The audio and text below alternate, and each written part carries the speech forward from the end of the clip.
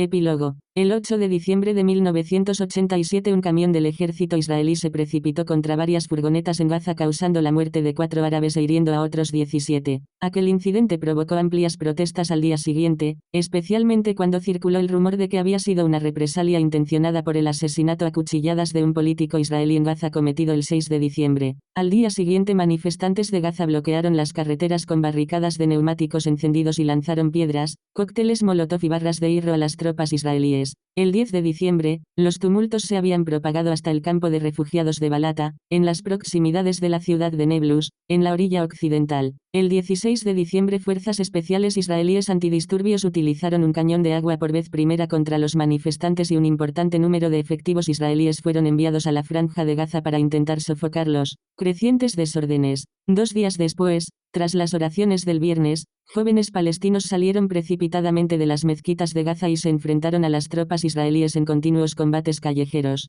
Otros 3 árabes murieron a tiros. Seguidamente los israelíes irrumpieron en el hospital Shifa de Gaza, donde arrestaron a docenas de árabes heridos, reduciendo a golpes a los médicos y enfermeras que trataban de defender a sus pacientes. Había comenzado la intifada. El 16 de mayo de 1990 un informe de 1000 páginas auspiciado por la delegación sueca del Fondo para la Salvación de la Infancia y financiado por la Fundación Ford acusaba a Israel de grave, indiscriminada y reiterada violencia contra los niños palestinos. Calculaban que habían sido atendidos entre 50.000 y 63.000 niños heridos, comprendidos por lo menos 6.500 por armas de fuego. Se decía que la mayoría de los que habían muerto no habían participado en los lanzamientos de piedras cuando fueron asesinados, y una quinta parte de los casos examinados demostraron que las víctimas habían encontrado la muerte en sus hogares o a escasa distancia de ellos. La intifada aún sigue en pleno vigor, sin señales de concluir. En julio de 1990, según Associated Press, 722 palestinos fueron asesinados por israelíes y otros 230 por palestinos radicales, perdiendo como mínimo la vida 45 israelíes. Durante 1989 Israel envió unos 10.000 soldados a Gaza y a la orilla occidental para tratar de mantener el orden. En abril de 1990 quedaban reducidos a unos 5.000 efectivos. El 13 de febrero de 1990 el Wall Street Journal informaba que según el estudio realizado por un banco israelí, se calculaba que aquellos 2 primeros años de sublevación habían costado al país $1.000 millones en pérdida de crecimiento y producción y otros $600 millones destinados al ejército con el fin de reprimir la intifada. En los 378 kilómetros cuadrados de la franja de Gaza se agolpan más de 600.000 palestinos. De ellos, unos 60.000 viajan diariamente a Israel para trabajar, dedicándose primordialmente a tareas domésticas escasamente remuneradas, y regresan cada noche a sus hogares porque tienen prohibido pernoctar allí. El 16 de marzo de 1990 el Knesset derrotó al gobierno del primer ministro Yitzhak Shamir por 60 votos contra 55, por vez primera un gobierno israelí caía bajo un voto de confianza. Ello sucedió después que Shamir se negase a aceptar un proyecto norteamericano para iniciar las conversaciones de paz entre Israel y Palestina. El 7 de junio Shamir y su partido derechista Likud formaron una coalición con algunos partidos disidentes, consiguiendo un margen de 2 escaños en el Knesset,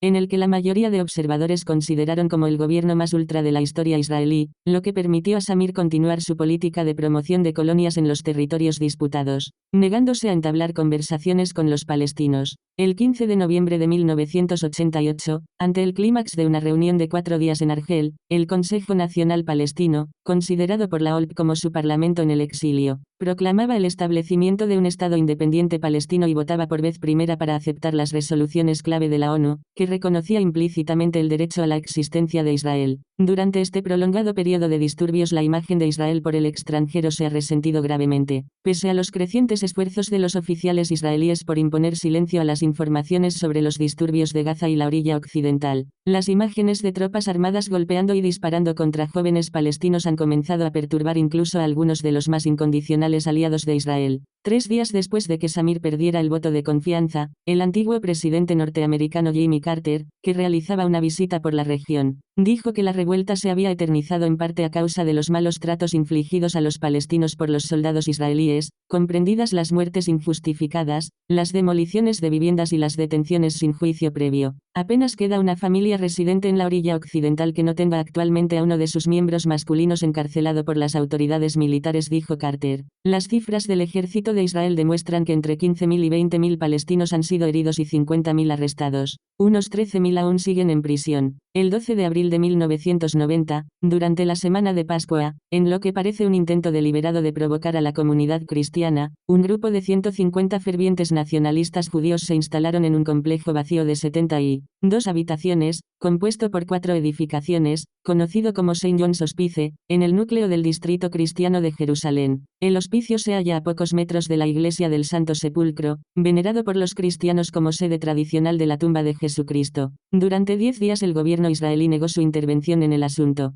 Finalmente admitió haber suministrado secretamente al grupo $1,500,000, el 40% del coste, para subarrendar el complejo. Durante una entrevista efectuada al senador norteamericano Robert Dole cuando visitaba Israel, este sugirió que Estados Unidos podría considerar la interrupción de su abultado paquete de ayudas a Israel para rescatar fondos destinados a las nacientes democracias de Europa Oriental y Latinoamérica. El 1 de marzo de 1990 el secretario de Estado norteamericano James Baker dijo que la administración Bush estaba dispuesta a considerar ahorrarse la ayuda extranjera que facilitaba a Israel y a otros países, ayudando a las nacientes democracias. Baker ofendió a Samir condicionando la petición israelí de una garantía de préstamo de 400 millones con una congelación de nuevas colonias en los territorios ocupados. Tal vez el mejor ejemplo del talante que predomina entre las derechas israelíes sea el famoso caso del rabino Moshe Levinger, jefe del movimiento colonizador judío de extrema derecha. En junio de 1990 fue condenado a 6 meses de prisión por negligencia, había matado a tiros a un árabe. Levinger conducía su automóvil por Hebrón el 7 de octubre de 1988 cuando alguien le lanzó una piedra. Saltó del vehículo y comenzó a disparar su arma provocando la muerte de un árabe que se encontraba en la puerta de su barbería.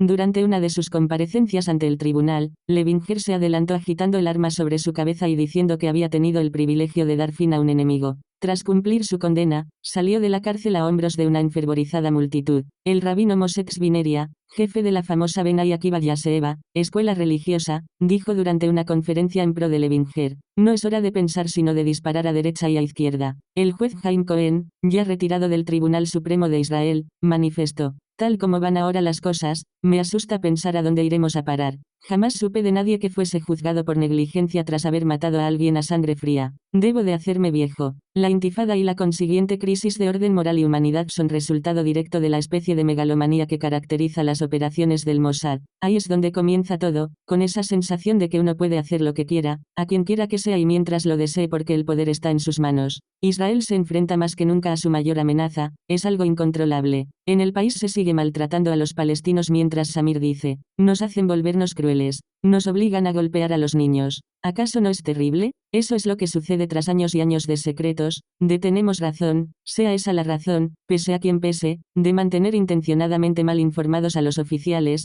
de justificar la violencia y la falta de humanidad con el engaño o, según reza la divisa del Mossad, por la vía del engaño. Es una enfermedad que se originó en el Mossad y que se ha extendido entre el gobierno y, más abajo, hasta gran parte de la sociedad israelí. Existen en Israel importantes elementos que protestan de este deslizamiento, pero sus voces no son oídas. Y es más fácil repetir cada paso hacia abajo y más difícil detenerse. La peor maldición que un Katsa puede lanzar a otro en el Mossad es la formulación de este sencillo deseo: "Ojalá te vea aparecer en los periódicos". Tal vez sería el único medio de que la situación cambiara por completo.